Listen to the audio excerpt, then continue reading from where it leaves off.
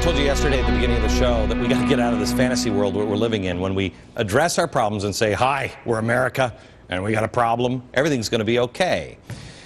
Unfortunately, a lot of people say, this is America. That's what they were saying at least before the recession, and the economists laughed right with them. They laughed off all the warning signs. Not in America, please.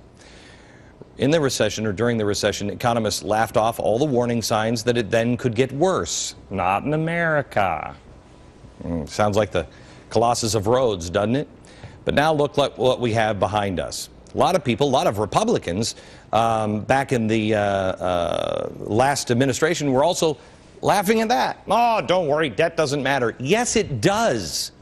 We now face crippling debt, high unemployment, and concerns now that everybody is laughing off that China is surpassing the United States as the world's most dominant superpower.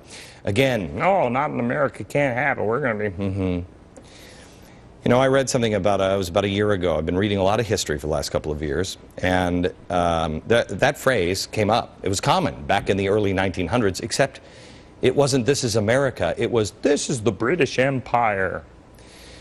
I grew up in just north of Seattle, about 90 miles north of Seattle, and in British Columbia, they have a flag that was actually meant as a salute to England. I think it was around the turn of last century that they came up with it.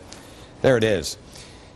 It really kind of shows the last century arrogance of Great Britain. The flag was used in British Columbia, and it shows the sun. It's called Splendor Without Setting. Because remember, at this time, the sun never set on the British Empire. Never. They were global. It was always light somewhere in the world where Great Britain had power. Well, by the time Europe was fighting World War I, all of Europe was stressed out economically. Now, the greatest empire since Rome was struggling economically. These are the people that had the biggest and the best fleet. They had more ships than anybody else had ever had. So what did they do when they were struggling? They came to this guy, Woodrow Wilson. I hate this guy. He was a progressive that said, I'm going to help you out. Oh, it was quite clever, actually. It worked to our advantage. Instead of diving into World War I with guns a-blazing and saying, okay, we're going to help clean this mess up, he had a different plan. He said, we're going to help you out. We'll loan you money. We'll buy up your debt. Wilson was also in the middle of his re-election campaign. Back then, Americans did not want to go to war over in Europe. It's none of our business. They were much more like our founding fathers. Their business, not ours. They were isolationists when it came to foreign policy. Well, Wilson's campaigns even used the slogan, Wilson, he'll keep us out of war. Oh, and he did. He was re-elected on November 7th, 1916. And then he was sworn in on March 5th, 1917, and he kept America out of war.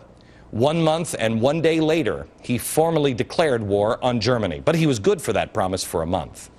By the end of World War I, the power had shifted, and really the schlubs of the world, people like you and me, we didn't even know it. We didn't know it. But the heads of states did, the banks did, because that's where the real battle was won. America was now the world's real power. By the end of World War II, the entire world figured it out. The splendor of the British Empire had finally set. Why do I tell you this story? Because today is 1917, and this time the world's greatest power isn't Great Britain, and the bank isn't the United States, but the game is the same. The world's greatest power is us, and the bank is China, and they're buying up everything they can. They're buying everything. Guess who's forced to listen to China now? Just like Great Britain was forced to listen to us. We told you yesterday we downgraded our search for Chinese spies in America. You're kidding me. We're not pushing for tough sanctions on trade. We aren't the only ones. It's the whole free market.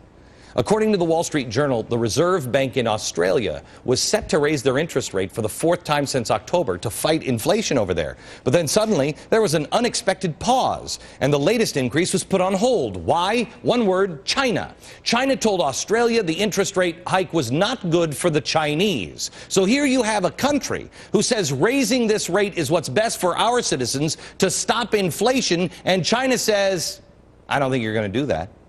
And they didn't. Australia is no longer sovereign if they're not doing what's best for their citizens. Why do you think we were building ships in the 1930s for England? Wait a minute. Has that ever occurred to you? We were building ships for England. Didn't they have the greatest fleet ever? What happened? Well, after we took control of their debt, we told them, get rid of your ships. Was that in their citizens' best interest? Of course not. Here comes the tipping point. We are quickly approaching it, where we don't make the best decisions for us, the citizens, anymore. They're not going to be made by us, the citizens. They are going to be made in the halls of large finance in Beijing. We must wake up and stop spending. If you get any message from this show or from reading our founding fathers, get this message now. You must be self-sufficient. Please get that message.